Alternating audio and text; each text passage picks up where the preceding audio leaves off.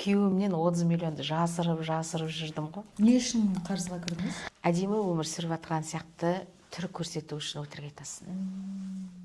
Менде бәрі жақсы. Зиянсыз өтіріктеріңізді қалай қойдыңыз? Одан мөлдір, сен өтірікші, өзің алаяқсың, сен қошеш деп жатыр маған. Сіз қалай келдіңіз бұл жолға? Мөлдір ханымға ең алғашқы рет келдім.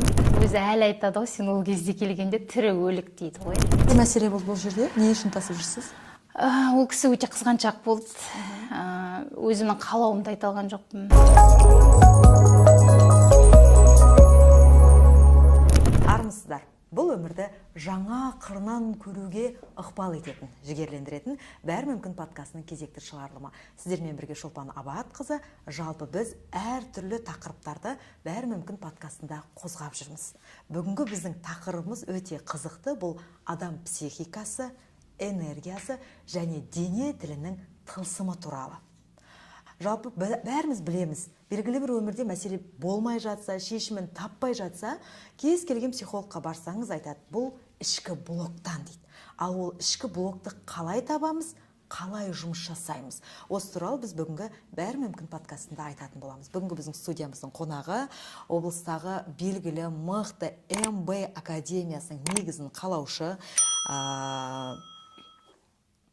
коуч, психолог, энергопрактик Мөлдір Балман және дене терапевті, менталды терапевт Назерке Сайдықызы. Студиямызға қош келдіңіздер. Рахмет. Көңіл күйлеріңіз қалай? Күшті. Біз енді бүгінгі подкастымыз еркін форматта болғаннан кейін сіздерден қандай ақпаратты біздің көрермендеріміз тыңдай алады? Бүгін не туралы айтамыз біздер? Жалпы адамның миымен жұмыс жасай бергеннен қазір көп халық шаршап кетті да. Ол миымен жұмыс жасаған уақытша деңгейде көмектеседі, сосын қайттан выгорание деген қазір әдемі сөздер бар ғой. Сонымен адамдар өзі жасап жүрген ісіне сенбеушілігі көбейеді. Психологтар ауыстырады, басқа мамандарды ауыстырады, жаңағы емшілерге барады да. Бірақ жалпы адамның бойындағы барлық қорқыныш денеде тұратын көп адамдар әлі мән бермей жатыр.